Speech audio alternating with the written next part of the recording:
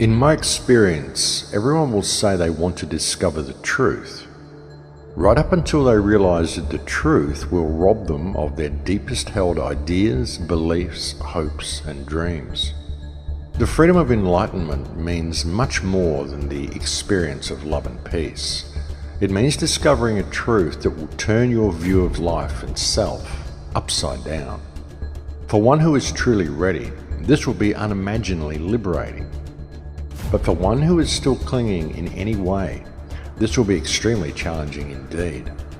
How does one know if they are ready? One is ready when they are willing to be absolutely consumed, when they are willing to be fuel for a fire without end.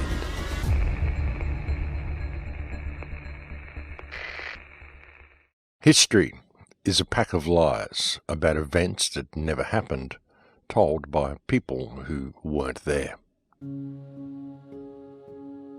The revelation of the once great civilization of Tartaria and possibly other civilizations that came before that has been a huge red pill for a lot of people, and a lot of people have really gotten on board with it.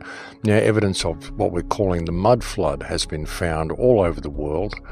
It's been found across Europe, it's been found across England, in the United States, it's even been found here in Australia. The only thing that's really been a question of it is, when did it happen? Some people have suggested it happened in the 1600s, and some people have suggested that it occurred in the 1800s. But there is, of course, the possibility that it occurred twice, possibly both in the 1600s and the 1800s. Something else we've identified is the existence of a worldwide root language, which was Magyar. This language was prevalent here in Australia. It was also spoken by the tribes in the Melanesian and Polynesian areas and by the Incas.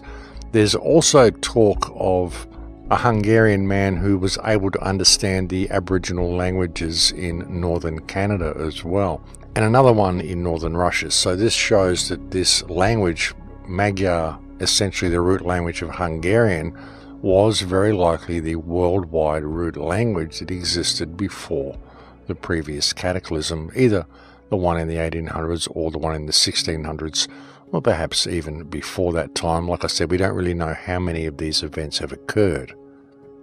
And that's one of the big problems with looking at all of this stuff, is we can only really trace it back so far because the history is so convoluted. I mean, it's convoluted anyway, but once we get back to pre-1600s, we really don't know what we're dealing with, simply because so much of it has been fabricated and so much has been moved around.